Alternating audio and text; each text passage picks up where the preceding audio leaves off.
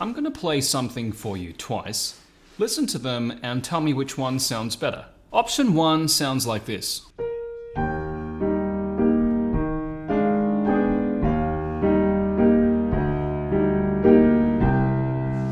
Option 2 sounds like this.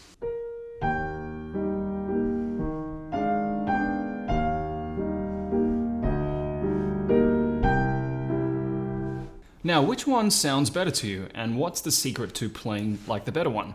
Hi, I'm Jazer. In this video, I want to teach you how to play with different volumes for each hand. I have a bonus secret practice trick for you to try, so make sure you stick until the end of this video to find out what this secret practice trick is. Just before we get into it all, remember to like and subscribe to this channel so you stay in touch with more of these free piano lessons and tutorials. Playing different volumes with each hand is one of the most important but challenging skills of playing the piano. Many beginner and intermediate pianists struggle with this.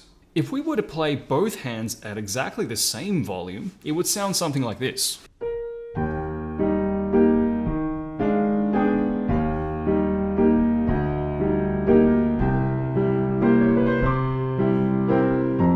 Now, was that good? Somewhat. I give it maybe 5 out of 10. All the notes were correct. Awesome. But if you felt like this one, which was what option 1 was, if you felt like that sounded a little covered up or muffled, then you felt correct. If we were able to play each hand with a different volume, we can achieve a much more polished and professional sound.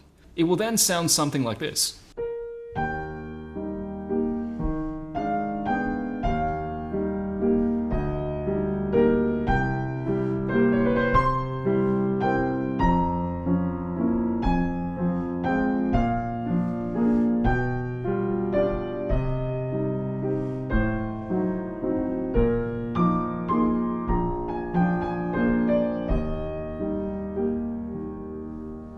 Generally speaking, the right hand has the melody, and so it has to be louder than the left hand.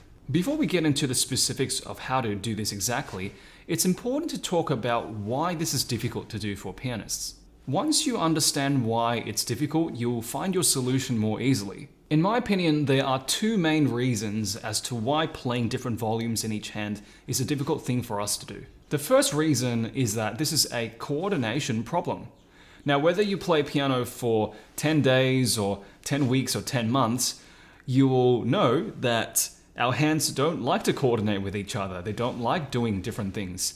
So every new piece that you play is another new coordination project for your hands. You need to know which hand comes in where, or that part comes in together, and this part the right hand's playing, that part the left hand's playing. The second reason is that the piano volume actually diminishes from the moment you strike it. Now, I don't know if you ever thought about this, but let me explain. Now, if you are a singer or you play an instrument like the trumpet, your note can be sustained for as long as you have breath. For example, if you're a singer,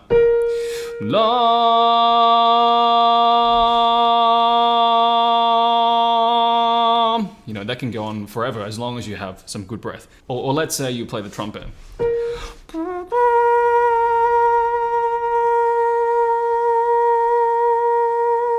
That can go on forever as long as you have enough breath. But just have a listen now to the piano sound.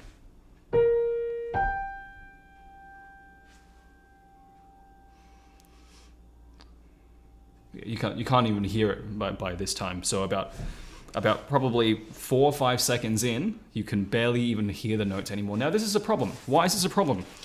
This is a problem because if you look at, let's say, at this piece,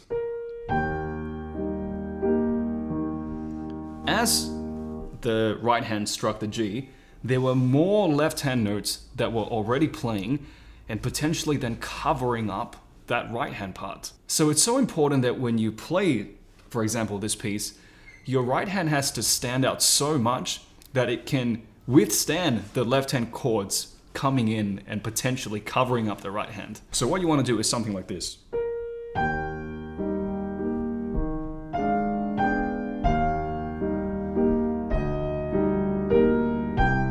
Really pronounced, really put this one in the spotlight. Okay, let's talk about some solutions to this problem. Now, we're going to first start with body percussion because it's really easy to do and understand. So all you need are your 2 hands and your 2 thighs, okay? So let's just start patting them like this. And now, can you try to pat your right with more force than your left. So your left is just touching it very, very softly, and the right hand is doing more of a larger pat. Don't hurt yourself, of course. Okay, so, and in a second we're going to switch. Okay, so ready and switch. Now left hand is doing the harder pat, and right hand the very light touch. Try and get used to this. Okay, ready, and let's switch again. Right hand with the larger pat. Okay, and we're going to switch, and now please. Give that a switch.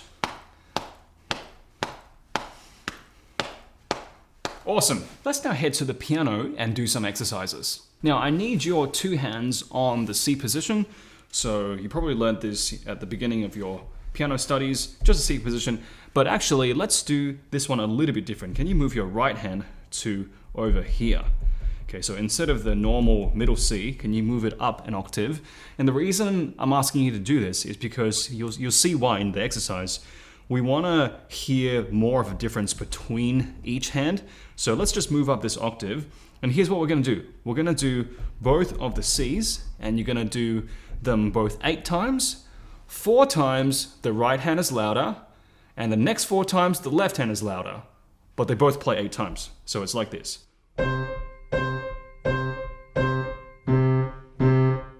Next one. Left louder now. Right now. Now left hand. And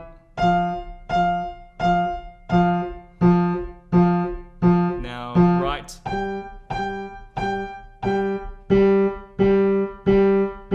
And after doing that, you should go downwards as well.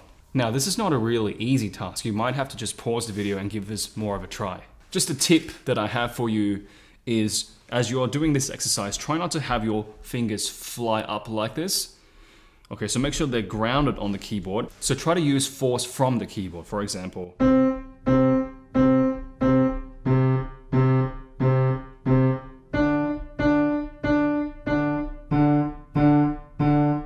So on and so forth. Now let's take this a step further. Let's do another exercise. So you are still in that C position, but now one of the hands is playing bum, bum, bum, bum, bum, and the other hand's playing bum, bum, bum, bum. So for example, and then you switch to the left hand being the louder one. So whichever hand is playing bum, bum, bum, bum, bum needs to play louder. So.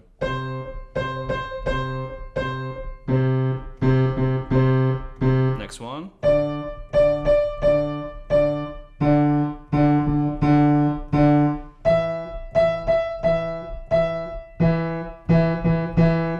Not easy.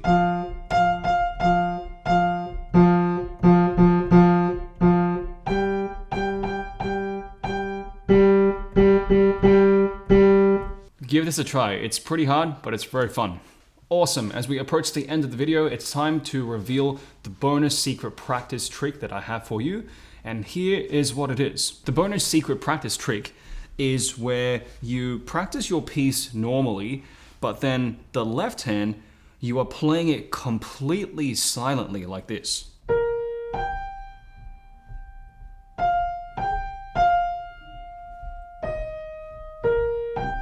Now, playing silently doesn't mean you're just miming it.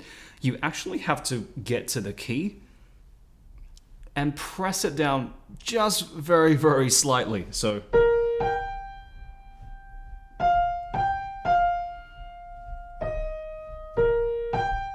This will feel very, very weird because visually you can see your hands are there, but by not making a sound, it's going to really throw you off. But why do we do this exercise? We do this exercise because I want to push you to the extreme. So the struggle point for us is that we can't quite play the hands with different volume. We can't quite raise the right hand and lower the left hand volume. It's very difficult. So what we're going to do is we're going to do something even harder than that. We're going to do the extreme. So we're going to play the right hand and left hand. We're going to not just lower the volume. We're going to lower it till 0. So.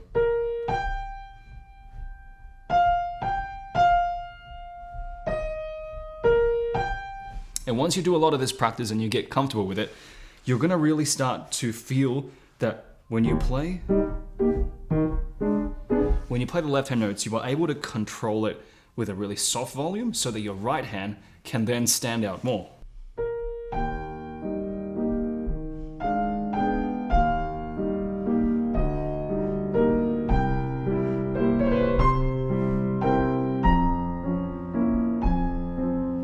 Even just with 30 seconds of practice, I can already feel a better control when my left hand can play a little softer so that my right hand can be more in the spotlight. We have now come to the end. Have fun with the things that you learned in this video.